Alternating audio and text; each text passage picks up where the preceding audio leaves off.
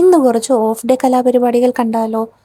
ഇന്ന് off day ആയതുകൊണ്ടും പ്രത്യേകിച്ച് സ്പെഷ്യൽ ഐറ്റംസ് ഒക്കെ ഉണ്ടാക്കേണ്ട ദിവസമായതുകൊണ്ടും ഞാൻ കഴിഞ്ഞ ദിവസമേ കുറച്ച് ഫ്രോസൺ ബേബി ഒക്ടോപ്സിനെ വാങ്ങി വെച്ചിട്ടുണ്ടായിരുന്നേ.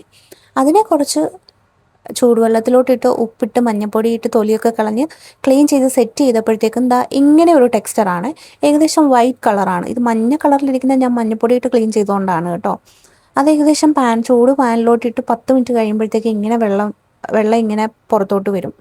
ഏകദേശം ബേബി ഒക്ടോപ്പസ് വേവാൻ സാധാരണ ഫിഷ് ഫ്രൈ ഒക്കെ ഉണ്ടാക്കേണ്ട സമയം മാത്രം മതി കേട്ടോ. ഒരുപാട് ടൈമിംഗ് ഒന്നും വേണ്ട. പിന്നെ വലിയ ഒക്ടോപ്പസ് ആണെങ്കിൽ അത് വേറെ രീതിയിലാണ് കേട്ടോ ഉണ്ടാക്കേണ്ടത്. അതെനിക്കറിയത്തില്ല സത്യം പറഞ്ഞാൽ. ഞാനിത് ഫസ്റ്റ് ടൈമാണ് ട്രൈ ചെയ്യുന്നത്. റെസ്റ്റോറൻറ്റിൽ നിന്ന് കഴിച്ചിട്ടുണ്ട് ഞാൻ കേട്ടോ. അപ്പം യൂട്യൂബിൽ കുറേ വീഡിയോസൊക്കെ നോക്കിയതിന് ശേഷമാണ് ഞാൻ ഉണ്ടാക്കിയത്. ഇതിൻ്റെ ആ ഒരു വെള്ളത്തിൽ തന്നെ വെന്ത് എടുത്താൽ മതിയായിരിക്കും. എക്സ്ട്രാ വെള്ളമൊന്നും ഞാൻ അഡീഷണൽ ആഡ് ചെയ്തിട്ടില്ല. പിന്നെ കുറച്ച് ഒണിയൻ ആഡ് ചെയ്ത് കൊടുത്തിട്ടുണ്ട്. നമുക്ക് നാടൻ രീതിയിലൊക്കെ പ്രിപ്പയർ ചെയ്യാൻ പറ്റുന്നതാണ് കേട്ടോ. മല്ലിപ്പൊടി, മഞ്ഞൾപ്പൊടി, മുളക് പൊടിയൊക്കെ ഇട്ട് ഞാൻ മാക്സിമം അതൊക്കെ അവോയ്ഡ് ചെയ്തുകൊണ്ട് ജിഞ്ചർ ഗാർലിക് പേസ്റ്റും കുറച്ച് ടൊമാറ്റോ സോസും കുറച്ച് സോയാ സോസും ഒക്കെ ആഡ് ചെയ്തിട്ട് റോസ്റ്റ് പരുവത്തിലാക്കി എടുത്തു കേട്ടോ.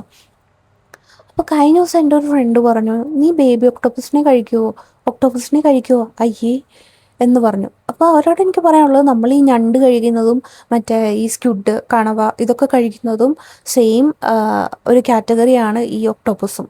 അപ്പം ഇതിന് പ്രത്യേകിച്ചൊരു വെറൈറ്റി ടേസ്റ്റ് ഒന്നുമില്ല. സെയിം അതിൻ്റെയൊക്കെ ഒരു സെയിം ടേസ്റ്റ് ആയിട്ടാണ് എനിക്ക് തോന്നിയിട്ടുള്ളത്.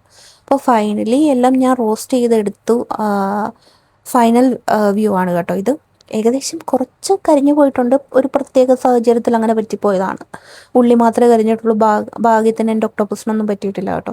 ഇതാണ് എൻ്റെ ഉള്ളി സ്പെഷ്യലിസ്റ്റ്. അപ്പോൾ ഇനി നെക്സ്റ്റ് എന്തുണ്ടാക്കാമെന്ന് പ്ലാൻ ചെയ്ത കൂട്ടത്തിൽ ആലോചിച്ചിരുന്നപ്പോഴാണ് കുറച്ച് ദാൽ ഇരിപ്പുണ്ടായിരുന്നത്. എന്നാൽ പിന്നെ ദാൽ കറി ആയാലോ എന്ന് വിചാരിച്ചു.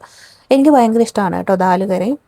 അതിന് നിങ്ങളുടെ നാട്ടിൽ എന്താ പറയുന്നതെന്ന് എനിക്കറിയില്ല. ഞാനതിന് പരിപ്പ് കറി എന്നാണ് കേട്ടോ പറയുന്നത്. പക്ഷേ ആക്ച്വലി പരിപ്പ് കറി പയറിട്ടുണ്ടാക്കുന്ന കറിയല്ലേ.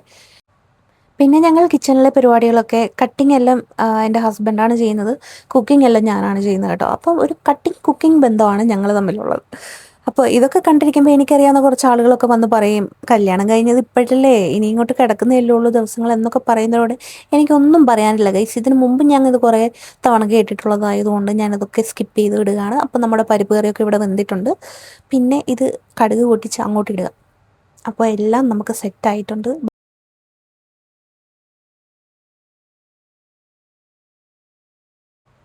അങ്ങനെ ഇന്നത്തെ കലാപരിപാടികളെല്ലാം കഴിഞ്ഞു കേട്ടോ.